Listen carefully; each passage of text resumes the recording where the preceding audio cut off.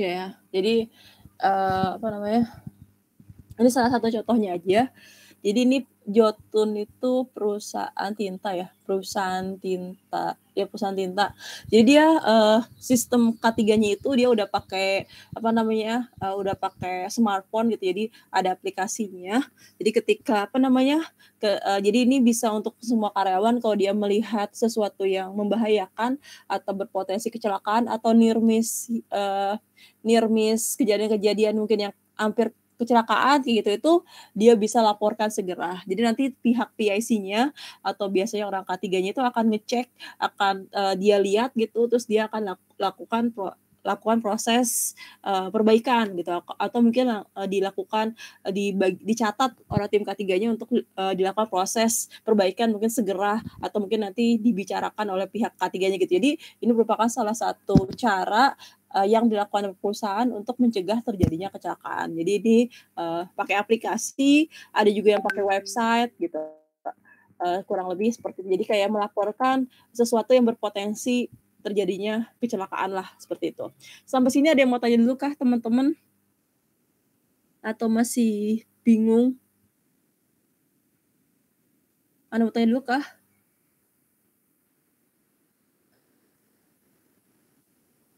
Tes.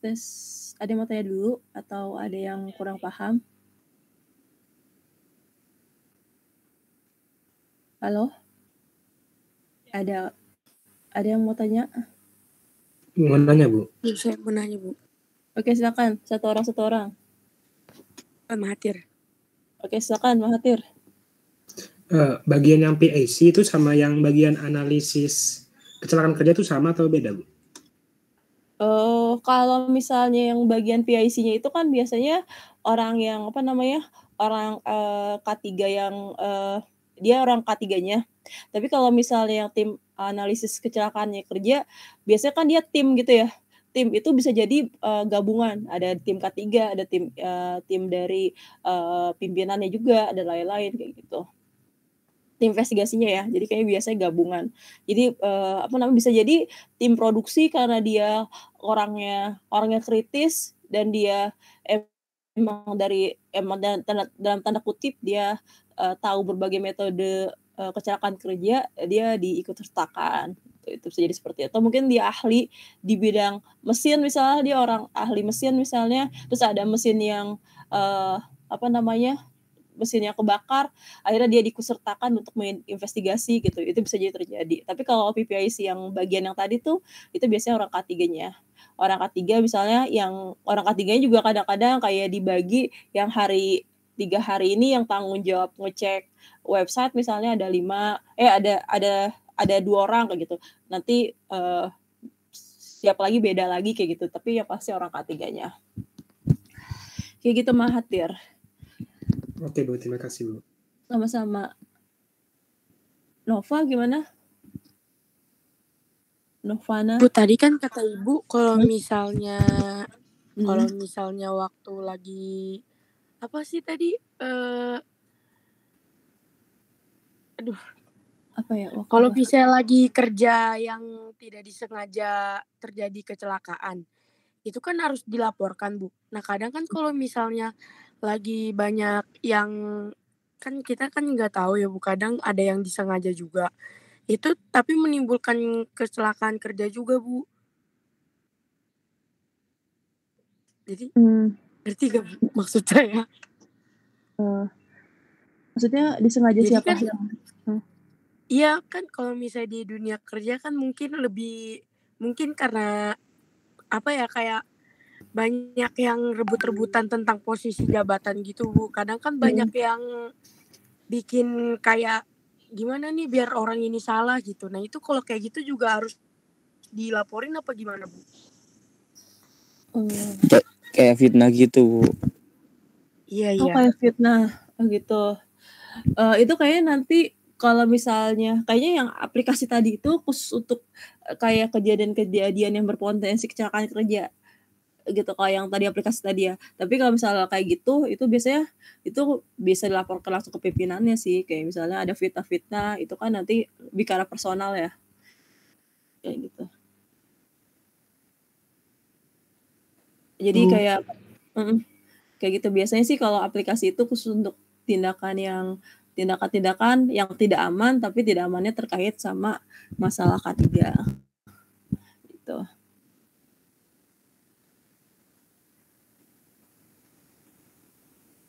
Kayak gitu. Jadi kalau masalah fitnah-fitnah itu emang susah ya.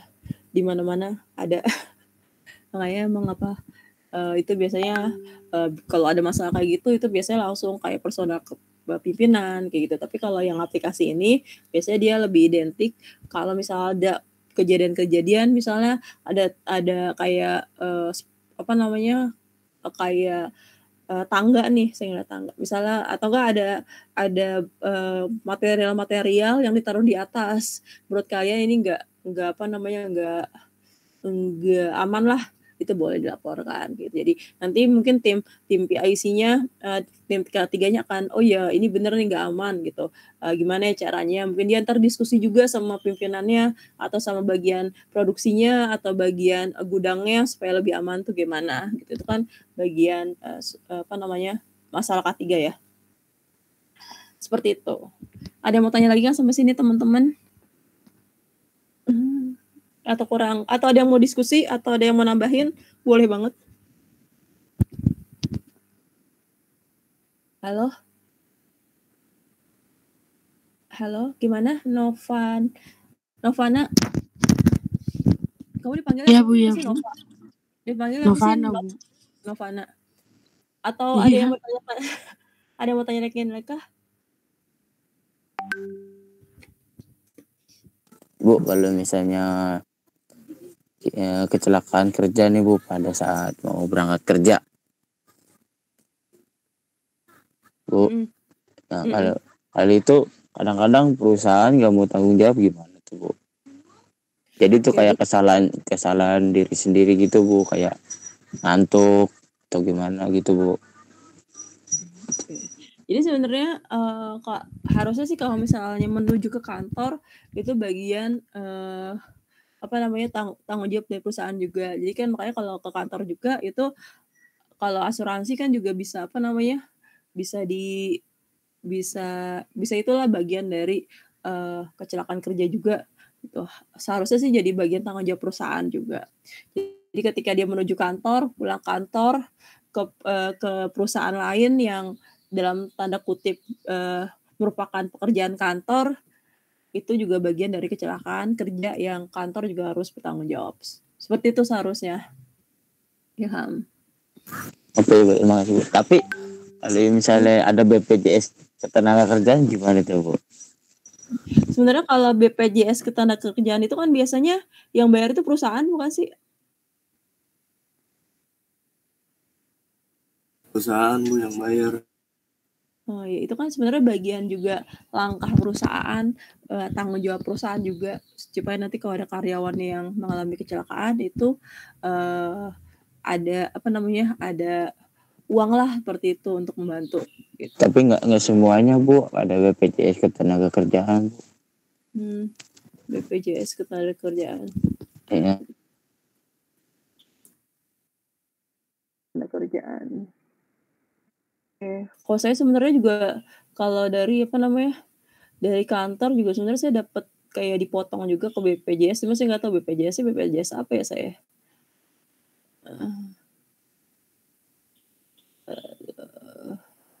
Ini BPJS Ketenagakerjaan ini biasanya kan yang bayar itu kantor ya? Atau mungkin ada yang bayar orang sendiri? Kebanyakan kantor Potongan Bu. gaji gitu Bu. Iya, biasanya gaji potong gaji Bu. Iya, biasanya kan potong gaji gitu ya. Itu kan sebenarnya juga langkah preventif yang dilakukan perusahaan untuk lebih kalau misalnya ada karyawannya ada apa-apa, dia bertanggung jawab, maksudnya karyawan bisalah untuk biaya rumah sakit gitu. Jadi dia membayarkan asuransi, itu kan bagian asuransi ya. Asuransi kalau ada apa-apa sama karyawannya, dia bisa ke rumah sakit si karyawannya kayak gitu. Itu kan juga bagian bagian tanggung jawab perusahaan gitu. Seperti itu sih menurut saya. Kayak saya juga ada BPJS, cuma saya nggak paham nggak paham BPJS. Saya BPJS apaan? Saya agak-agak nggak. Pokoknya itulah ya, kurang lebih seperti itu sih menurut saya. Atau mungkin ada yang mau didiskusikan yang lain? Adakah teman-teman? Oke, kalau nggak ada mungkin kita lanjut dulu. Mungkin kalau misalnya nanti pas saya lagi menerangkan ada yang mau tanya, itu boleh banget nggak apa-apa, di itu aja, di ibu gitu, nggak apa-apa. Oke. Kenapa sih kecelakaan itu harus diinvestigasi? Setahu saya masih ada kan.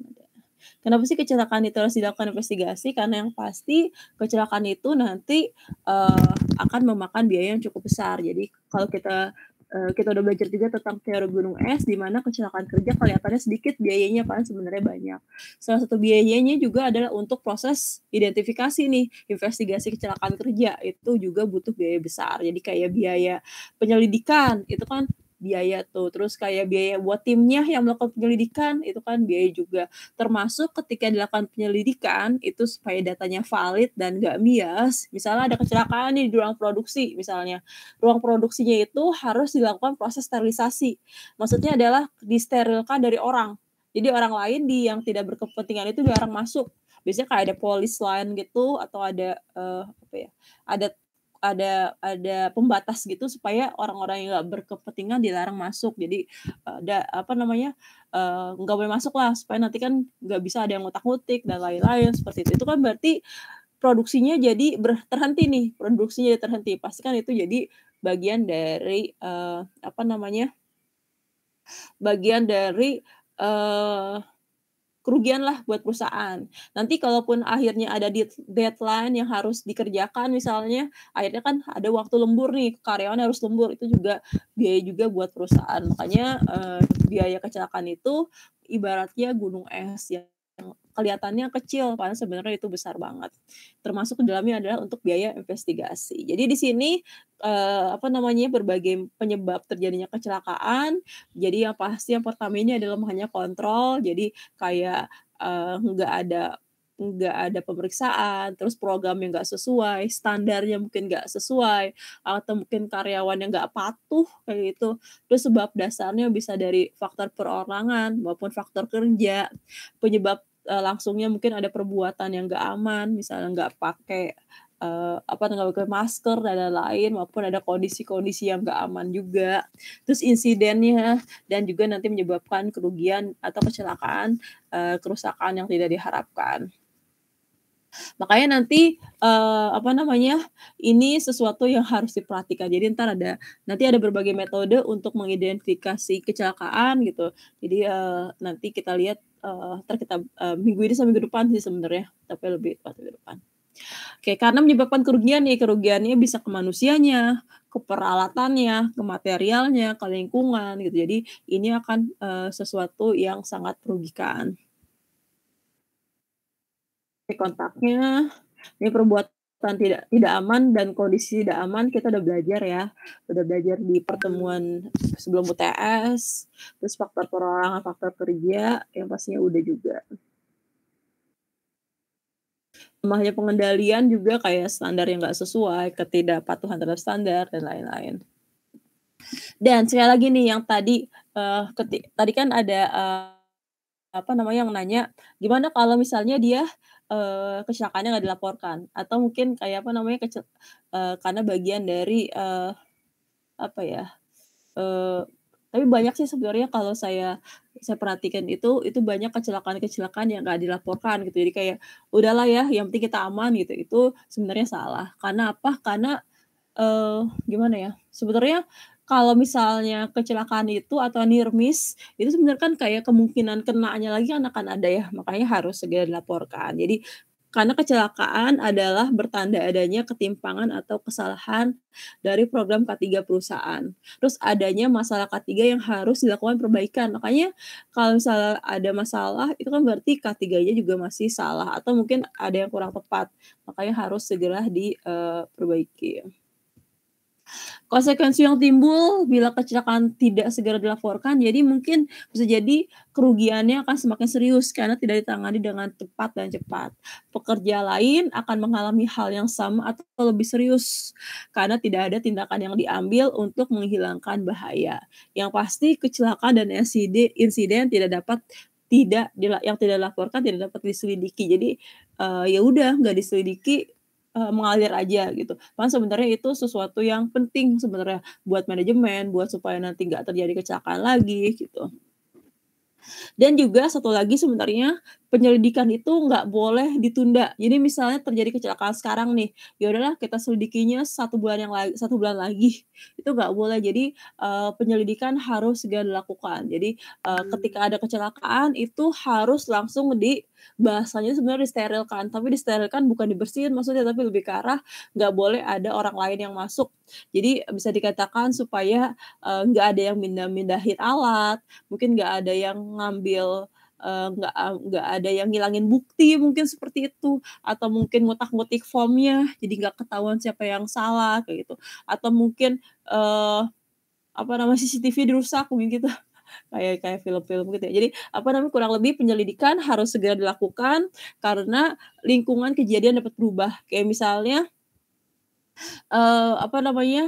kayak kondisi operasinya, petugasnya gitu, atau mungkin saksi matanya, pergi atau mungkin cuti, jadi saksi matanya mungkin, akhirnya, sakit, dan lain-lain, jadi nggak bisa ditanya gitu. Terus insiden yang didiskusikan berbagai versi yang dapat menyesatkan penyelidik. Jadi kadang-kadang itu ketika, sebenarnya manusiawi ya, ketika ada insiden nggak segera diinvestigasi, nanti kita akan lupa. Kayak misalnya gini, kejadiannya gimana, kira-kira saya lupa ya, kurang lebih jam 9 gitu. Maksudnya kayak dia tuh udah lupa atau mungkin kayak, dia tuh udah udah misalnya habis kecelakaan nih, biasanya kan kalau habis kecelakaan itu langsung bisa mendeskripsikan, begini begini begini, tapi ketika ditunda, bisa jadi kayak ada orang yang, cerita-cerita atau mungkin ada, berita-berita yang dia dengar, akhirnya Kayak dia ngarang ya, Bu? iya, kayak ngarang gitu. Jadi kayak, Ngarang cerita. jadi dia tuh di sini bisa dikatakan dia nggak bisa membedakan antara opini dan fakta. Jadi kayak, ada yang manas-manasin kah, kayak gitu. Jadi ada yang pokoknya jadi, nggak bener lah, makanya harus segera dilakukan. Termasuk nanti kayak saksi-saksinya itu harus kayak di segera diselidiki dan lain-lain, kayak gitu. Itu bagian dari sesuatu yang harus saya perhatikan. Terus karyawan enggan melaporkan kecelakaan umumnya karena jadi ada-ada aja sih. Ya silakan, Dek. Maaf Ibu saya potong, saya izin bertanya. Boleh silakan. Kan kalau misalnya suatu kecelakaan terjadi nih Bu ya, kecelakaan tersebut tuh mengakibatkan hilangnya nyawa kayak korban kayak gitu. Kan jika ini terkait dengan nyawa pastilah melaporkan kepada pihak yang berwajib ya seperti polisi kan. Itu kan dari pihak polisi itu kan pasti melakukan investigasi juga kan Bu ya. Nah, apakah maksud saya itu apakah tim investigasi dari perusahaan itu udah bekerja sama secara langsung kayak bareng-bareng gitu investigasinya, atau tim investigasi kerja dulu yang menyelidikinya, habis itu mereka melaporkan apa yang mereka temukan ke pihak mereka, tidak ada hubungannya lagi dengan investigasi. Oke, makasih pertanyaan. Jadi kalau terjadi kecelakaan nih umumnya kerjanya bareng-bareng. Jadi nanti kayak tim polisi juga melakukan investigasi, tim perusahaan juga melakukan investigasi sebenarnya. Jadi sama-sama melakukan investigasi. Jadi tapi lebih ke arah kalau polisi itu kan lebih ke arah mencari siapa yang salah ya sebenarnya. Tapi kalau misalnya tim investigasi lebih ke arah untuk tindakan improvement-nya tuh gimana. Jadi kurang lebih seperti itu. Jadi biasanya kalau udah ada yang berkaitan dengan nyawa pasti ada polisinya nih. Jadi nanti ada bersama-sama melakukan investigasi walaupun nanti perusahaan itu kan juga butuh datanya nih. Perusahaan juga butuh datanya untuk tindakan improvement, polisi juga butuh butuh ceritanya, butuh untuk menentukan kira-kira di mana sih yang salah. Itu biasanya akan bersama-sama seperti itu. Jadi perusahaan juga walaupun polisi lagi investigasi, dia juga harus membentuk tim investigasi juga. Jadi dia nggak boleh kayak udahlah semua data nanti kita dapat datanya dari polisi aja ya, biasanya nggak seperti itu. Jadi dia juga ada timnya juga. Jadi dia membantu kepolisian juga untuk untuk bagian investigasi permasalahan ini gitu. Tapi biasanya kayak polisi juga punya tim, dia juga punya tim gitu. Jadi nanti saling tapi biasanya nanti akan bekerja sama juga. Tapi ada polisinya punya tim, perusahaannya juga pastinya ada tim. Jadi perusahaannya nggak ada tim, dia udah ikut polisi aja, biasanya juga nggak seperti itu.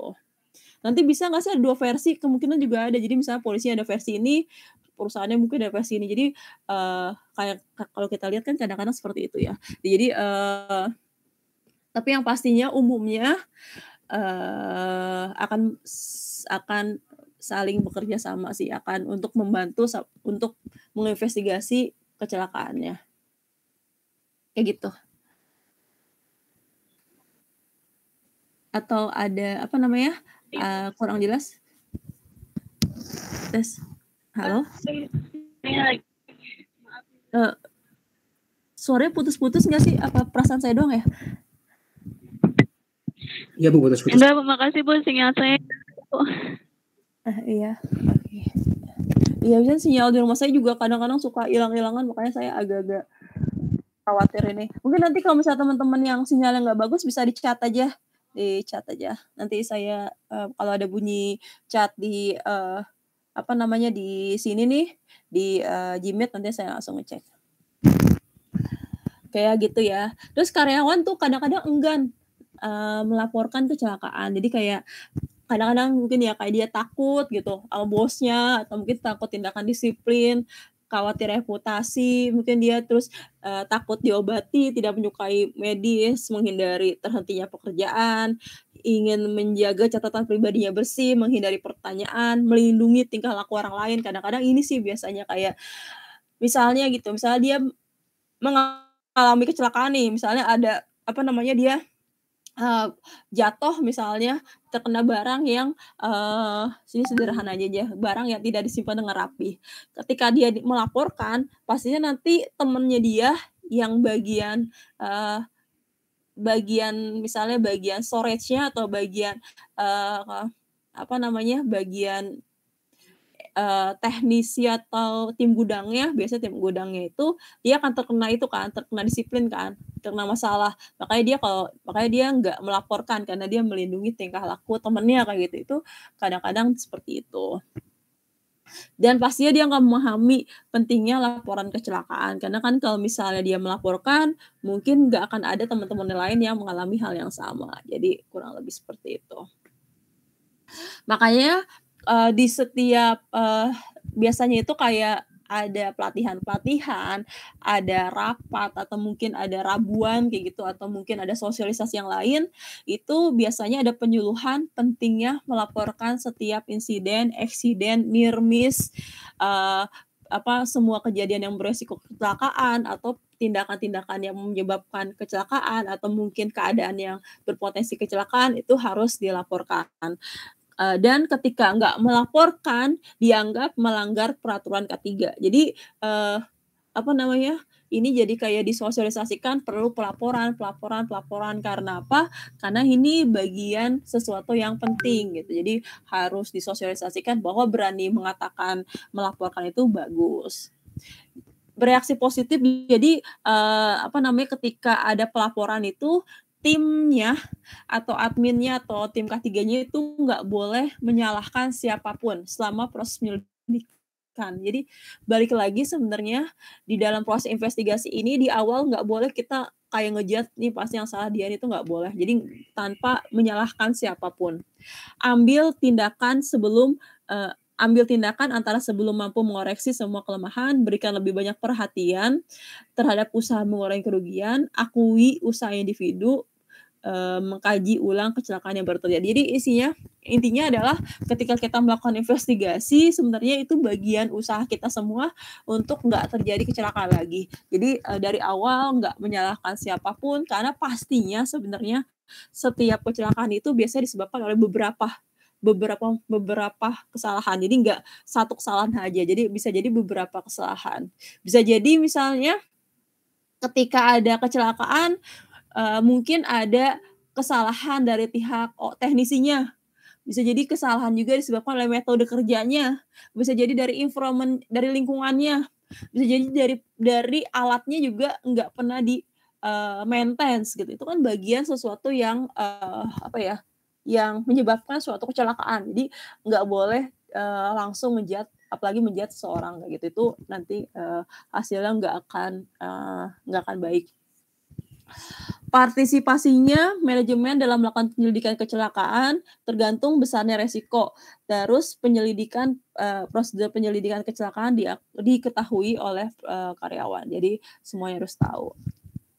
Prosedurnya, tindakan pada tiap tahap proses penyelidikan, siapa yang harus melakukan tanggung jawab. Jadi yang pasti di sini, ini bahasanya masih. Jadi ketika ada proses kecelakaan, yang pertama ini pasti perusahaan itu akan membuat tim penyelidik. Jadi tim penyelidik siapa aja nih, ditunjuk kira-kira berapa orang, siapa aja nama-namanya. Jadi tujuannya untuk sebagai tim investigasi.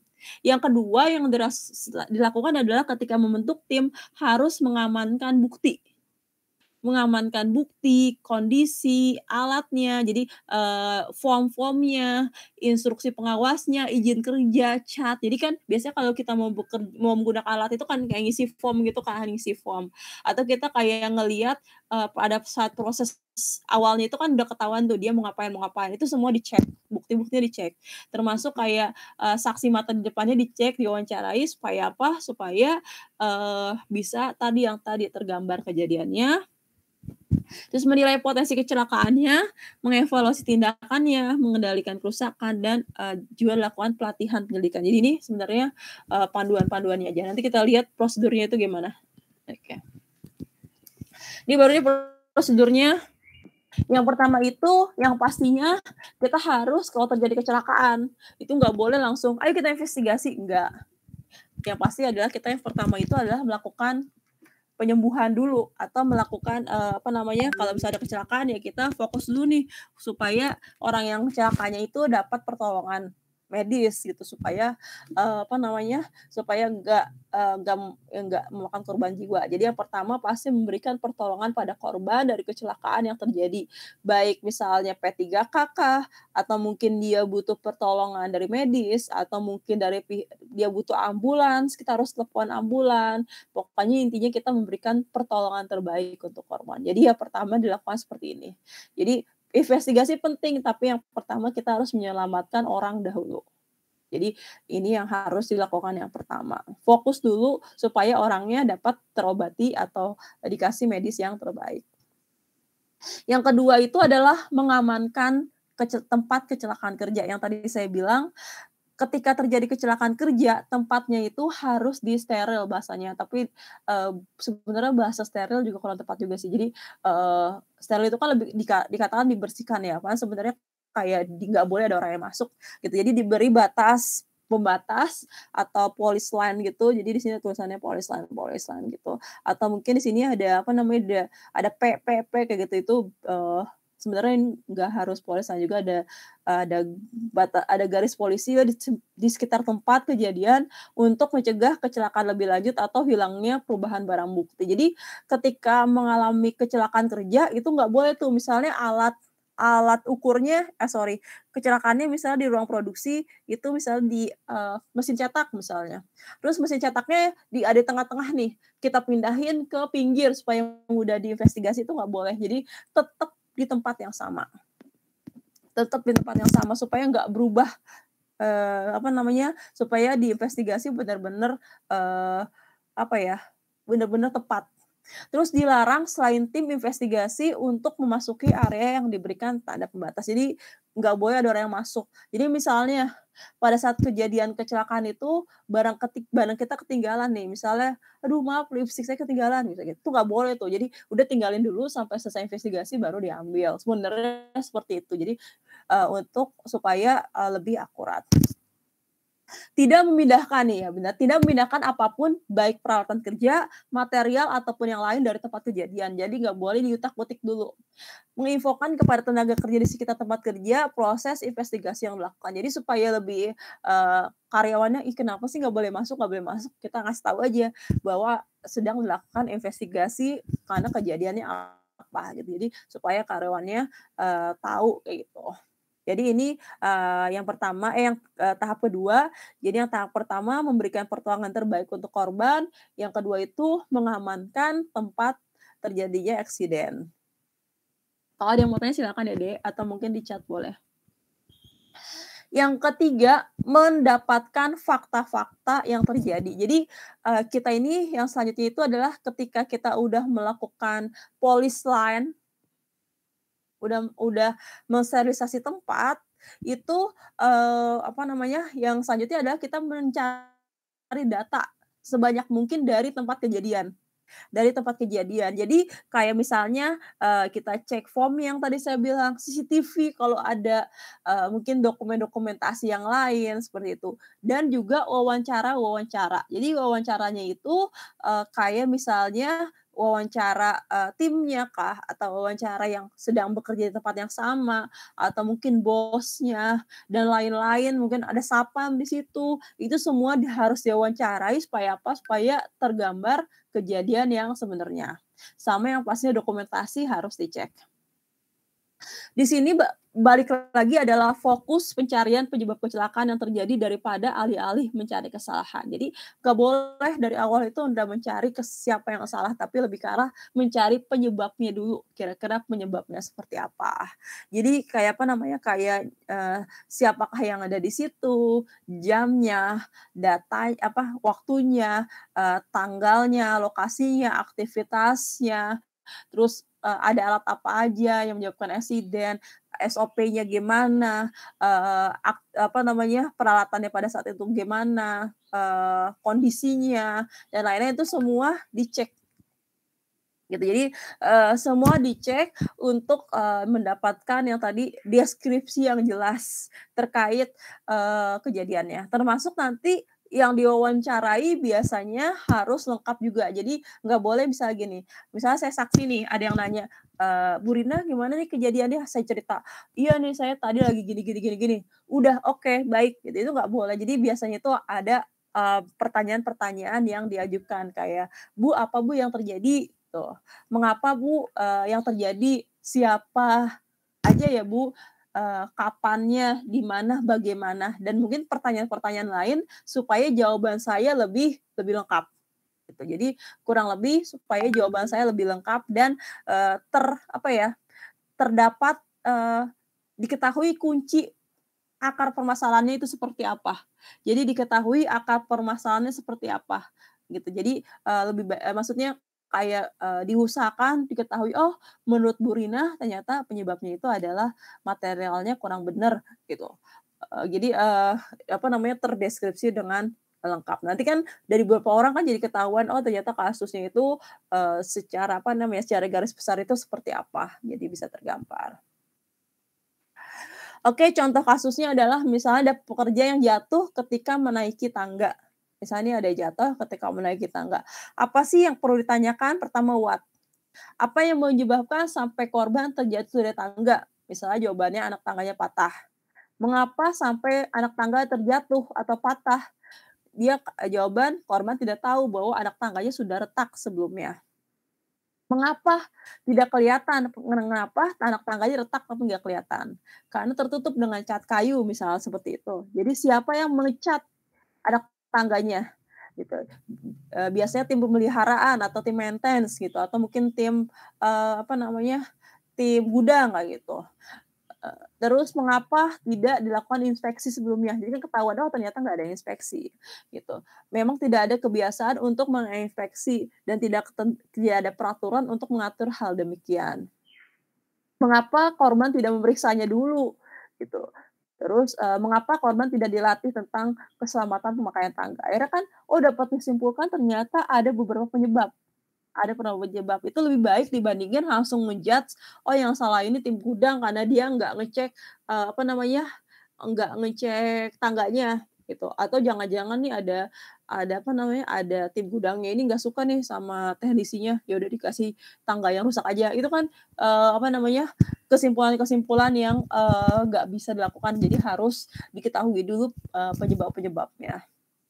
Oh ternyata penyebabnya itu anak tangganya sudah retak, cat kayu yang menutup bagian sudah yang retak dari anak tangga jadi nggak kelihatan, korban tidak mengeceknya dahulu. Terus tidak ada prosedur inspeksi kerja, tidak ada standar menentukan tangga kayu, gitu. Tidak ada proses training keselamatan, eee, apa namanya, ternyata penyebab kecelakaan itu banyak, makanya nanti dari berdasarkan itu, maka kan bisa dilakukan tindakan improvement-nya juga banyak. Jadi nanti jangan sampai ada kejadian yang sama. Itu. Jadi biasanya kalau kecelakaan itu nggak disebabkan oleh satu, biasanya jadi ada faktor-faktor yang lain. Terus determine jadi apa ya, kayak, menganalisis lah atau mungkin apa ya, mengecek, mendefinisikan penyebabnya itu seperti apa. Jadi bisa jadi setelah apa namanya, setelah kita tahu kejadiannya, kita ngecek, oh ternyata penyebabnya itu A, B, C, D kayak gitu. Jadi nanti, apa namanya, fokusnya itu adalah sistem daripada berfokus pada orang. Jadi balik lagi semuanya itu fokusnya itu untuk mengetahui kira-kira, penyebabnya itu seperti apa. Terus, sistem yang harus diperbaiki itu seperti apa. Jadi nggak boleh dari awal udah berfokus pada orang.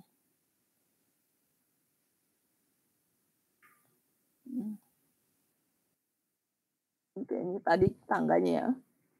Oke, gimana sih cara menentukan tindakan, apa namanya, mengetahui, penyebabnya itu seperti apa? Jadi di sini ada berbagai metode. Jadi, berdasarkan hasil 5W1H, berdasarkan wawancara, dibuatlah analisis kecelakaan, pekerja jatuh dari tangga kayu tersebut untuk mendapatkan penyebab dasar kecelakaan. Jadi menentukan penyebab dasar kecelakaan atau akar masalah kecelakaan lah.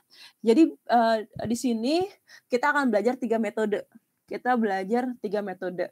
Jadi, ini apa namanya, minggu depan sih sebenarnya lebih detailnya. Jadi, di sini kita ada 3 metode. Yang pertama ini ada fishbone diagram, 5 whys, atau biasa juga disebut juga dengan YY solution sama SCAT. 3 metode ini. Yang pertama adalah fishbone sebelum ke sini, sebelum ke 3 metode ini, saya izin liatin video. Video gitu nggak ya? Oke, sedikit aja mungkin beberapa kecelakaan kerja, nanti saya kasih saya udah, apa namanya, udah ngirim ke Drive, terus udah, link-nya udah saya kirim ke e-learning, nanti kalian bisa buka, termasuk di dalamnya ada video-video berbagai kecelakaan kerja, dan ada berbagai kecelakaan kerja juga di perusahaan grafika, di perusahaan cetak, nanti di, apa namanya, bisa kalian coba, pelajari, jadi supaya bagian kita, banyak potensi kecelakaan kerja di industri. Oke, kita lihat videonya sebentar aja. Apakah ada suaranya dan apakah video saya kelihatan?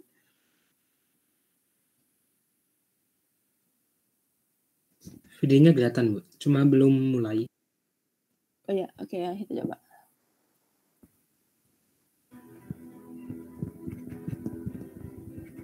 Terus saya takut.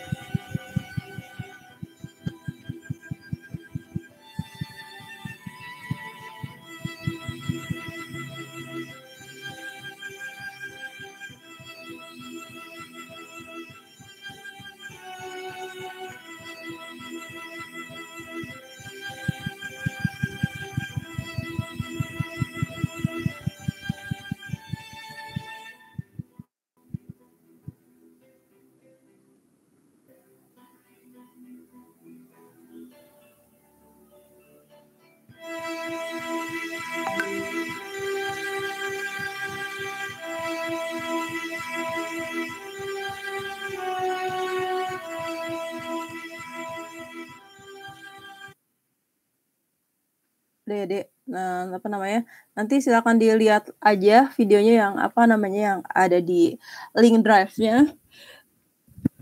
Ada banyak Ngeri, Bu. Hah? Videonya ngeri, Bu. Iya ngeri ya. Jadi kita cut aja deh. Kayak Itu meninggal semua, Bu. Hah?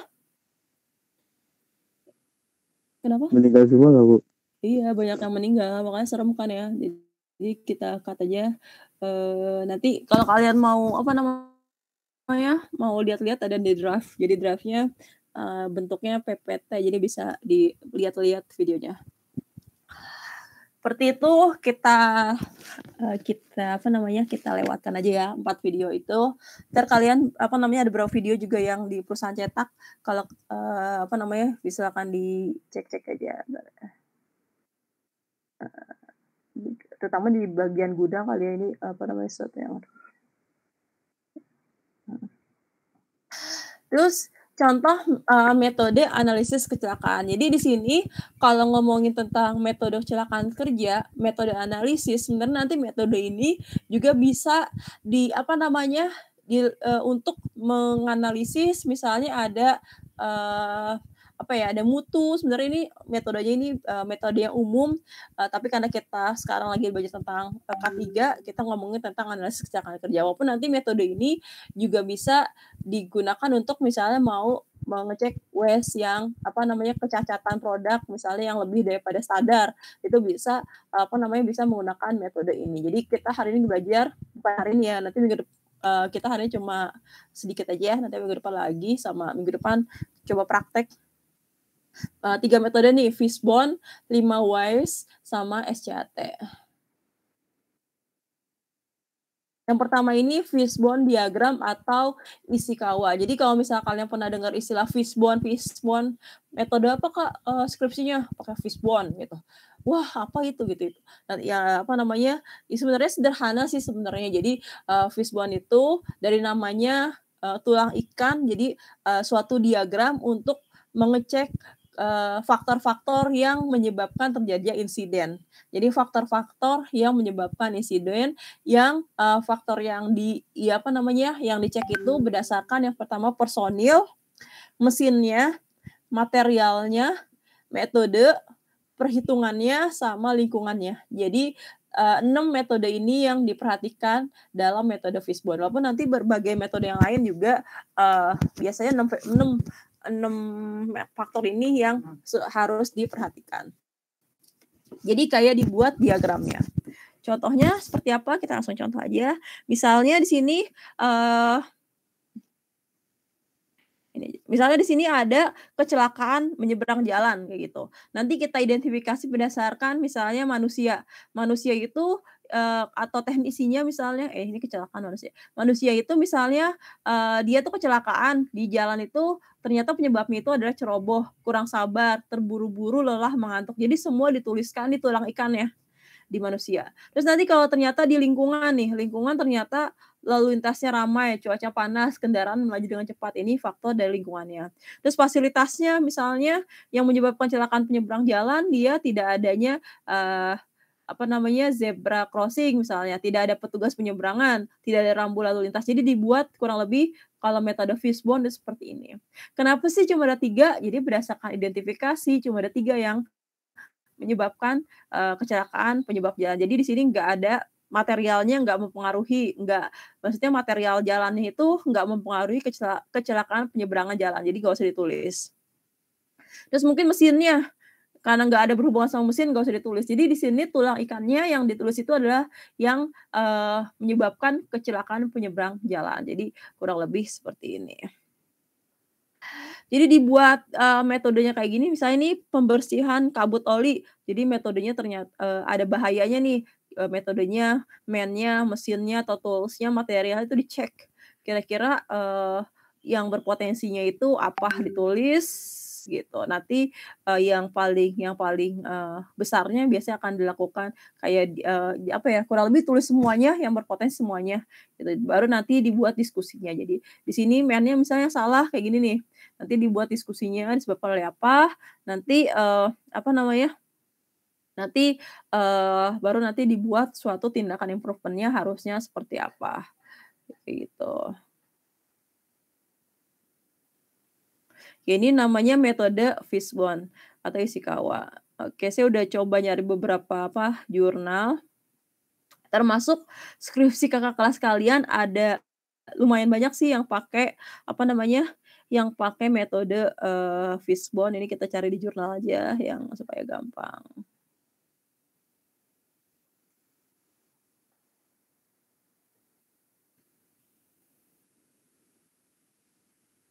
Nanti minggu depan kita coba latihan pakai mungkin saya kasih satu contoh kasus, nanti kalian coba diskusi per kelompok kira-kira penyebabnya apa, pakai beberapa metode. Ini dia kecelakaan kerja pada proses washing container di divisi cleaning, dengan metode Fishbone dan SCAT. Jadi biasanya juga, ngeceknya itu nggak menggunakan satu metode aja, jadi berbagai, metode misalnya seperti itu.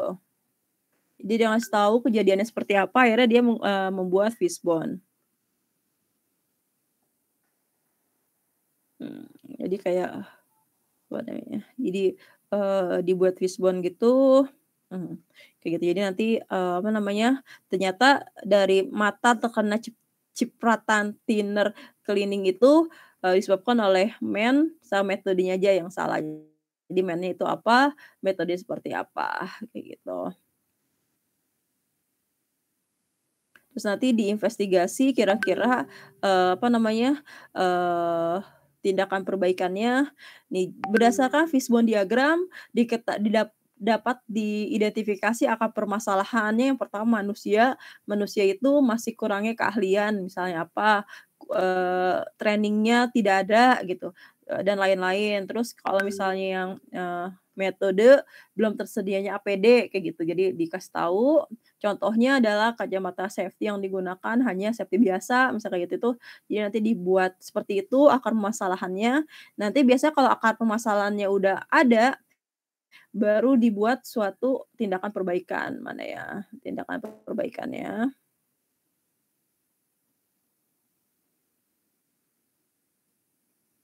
Ya, tindakan perbaikan dilakukan adalah, misalnya dari faktor manusia.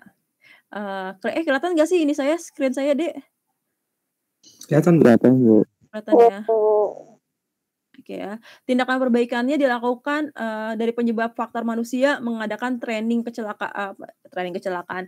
pekerjaan misalnya kayak gitu, baik operator lama, dan lain-lain. Jadi, kurang lebih dibuatnya seperti itu, gitu. Jadi ini metode sederhana ya, jadi tapi ini metodenya cukup banyak yang menggunakan. Jadi dia, namanya metodenya Fishbone atau tulang ikan atau Ishikawa. Jadi yang yang sebenarnya yang paling umum sih dilaksanakan. Bisa jadi nanti metodenya itu pakai metode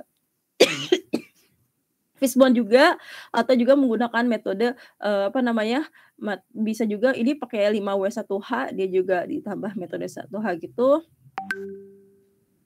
Oke, mana ya ini dia metode SCAT. Jadi,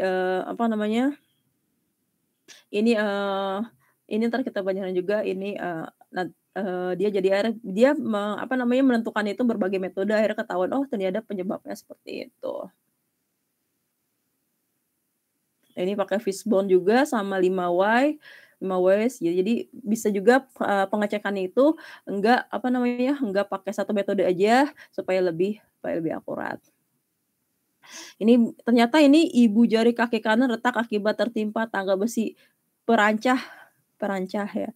Ini dari faktor manusia, metode lingkungan. Jadi nanti yang dimasukin di sini cuma yang menyebabkan potensi bahaya ke sini aja gitu. Dapatnya dari mana nih? Biasanya dapatnya dari wawancara. Dari wawancara jadi kita tahu dulu deskripsinya tergambar luas, baru kita bisa menyusun Fishbone-nya. Jadi, bisa jadi nanti, kita baca-baca referensi atau mungkin bisa juga kita kayak tinjauan pustaka di jurnal itu sebenarnya boleh juga. Jadi, terutama sih di sini wawancara, terus kita tahu kejadian sebenarnya baru kita bisa buat Fishbone-nya. Ini kalau misalnya di kecelakaan kerja.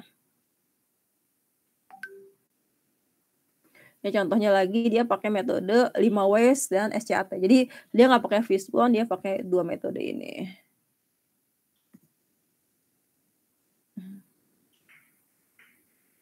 Oke, kurang lebih. Jadi ini kejadiannya nih, timeline kejadiannya ini biasa dibuat seperti dulu. Kalau misalnya apa namanya, kalau masalah K3, aduh, ini saya nggak nanti mungkin nanti di minggu depan. Nih, jadi kayak dibuat timeline kejadiannya kurang jam 12 ngapain kayak gitu. Jadi kan kalau udah ketahuan ininya nih, masih biasanya nanti bisa dibuat apa namanya, dibuat fishbone-nya juga.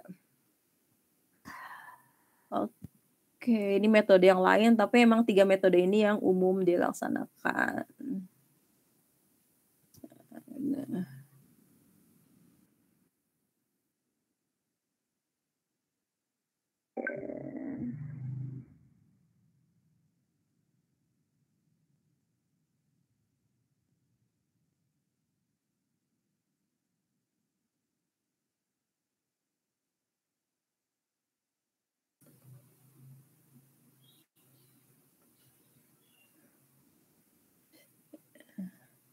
Jadi ini kalau kalian cek kelas kalian, apa namanya, itu ada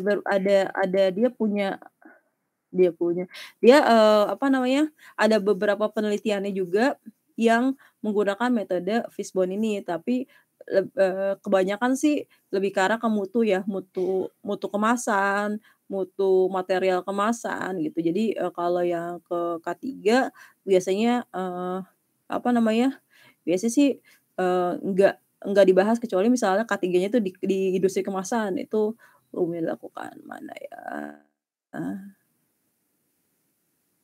Ini apa namanya, kok bukan kemasan ya? Misalnya metode fishbone. Ini bukan orang TCK.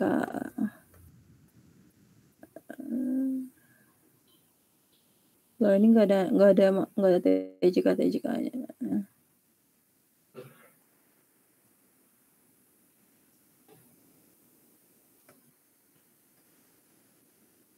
Ini coba punya Kak Yunita. Dia kalau nggak salah ada fishbone-nya. Download.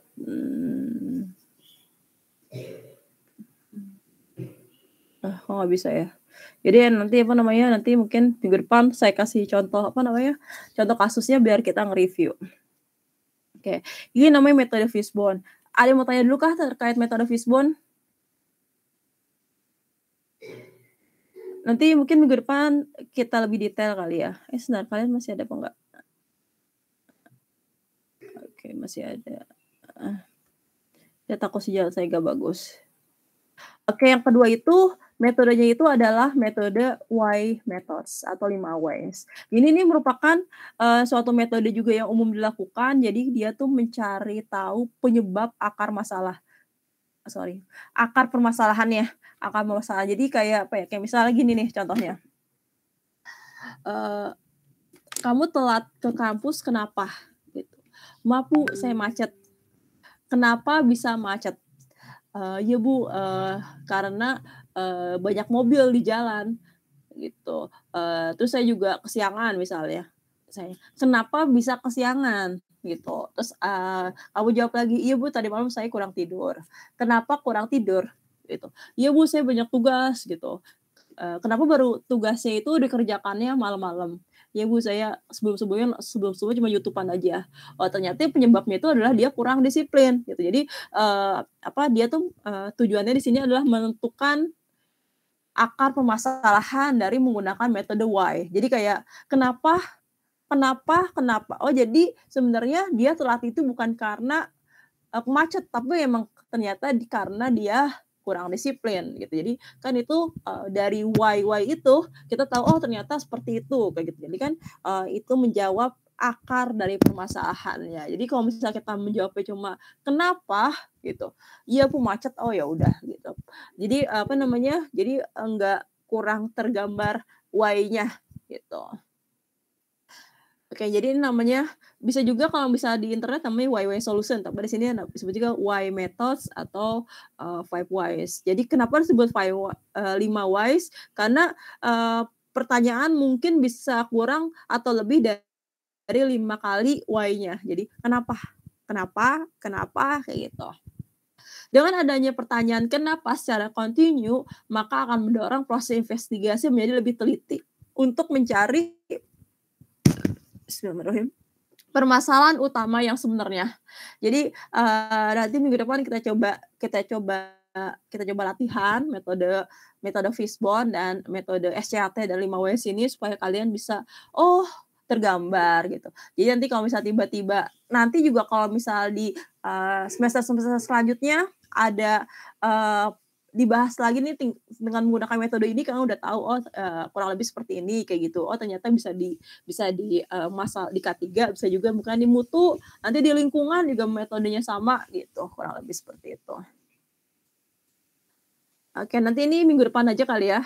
Udah jam 9.37. Ini caranya. Oke.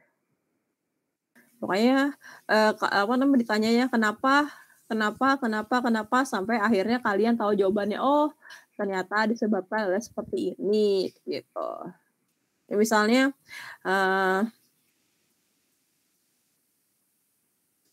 ini ditanya kenapa ini sampai 7 kali gitu. Akhirnya ketahuan penyebabnya seperti apa dan tindakan perbaikannya seperti apa.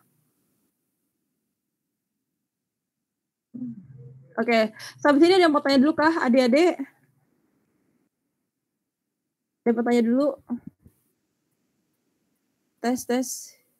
Ada yang mau tanya dulu? Sepertinya tidak ada, Ibu. Seperti tidak ada ya? Enggak. Oke, sebentar ya.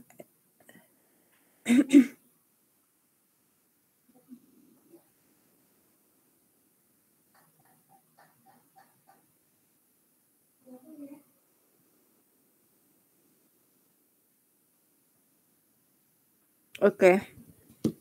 Selanjutnya adalah dengan menggunakan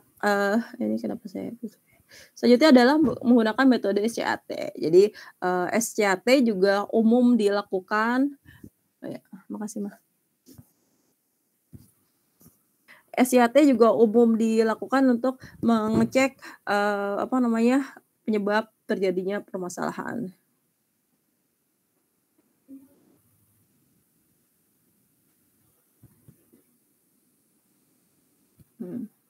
Tahapannya gimana? Jadi biasanya itu metode SCAT itu metode yang sebenarnya umum dilaksanakan. Jadi kayak biasanya SCAT dan Fishbone kayak gitu. Atau biasanya sih kayak digabung-gabung gitu sih berbagai metode. Ada yang pakai 3 metode juga untuk ngecek kira-kira seberapa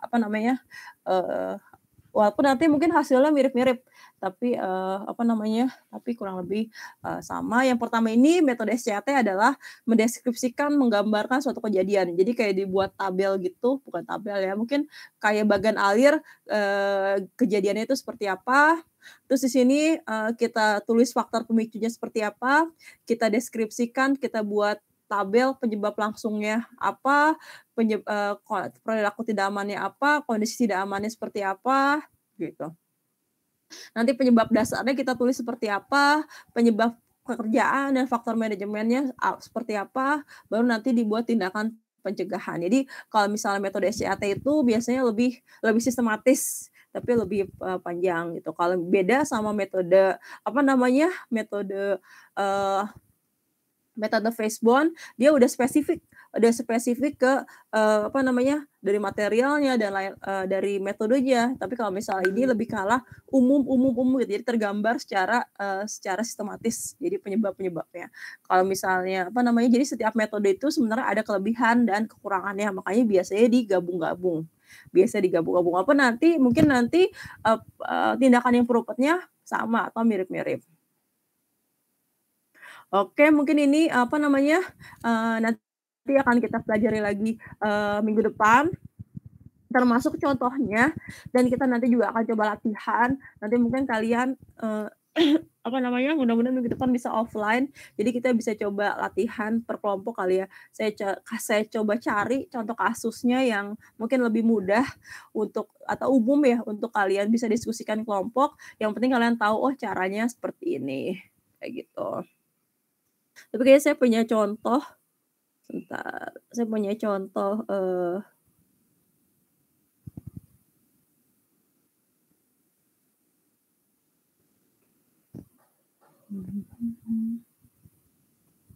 Ini sinyal saya. Oh iya, ini belum di share screen ya? Oh ya udah.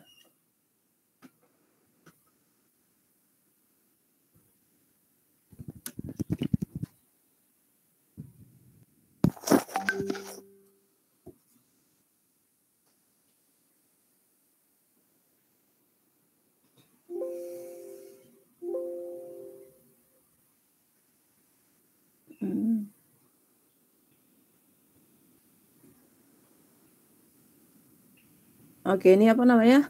Nanti ini minggu depan aja kayaknya. Ini ntar contohnya yang lebih ke kemasan aja.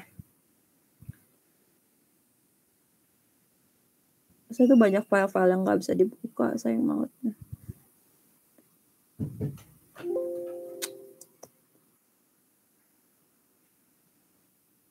Oh, jadi buka Resra.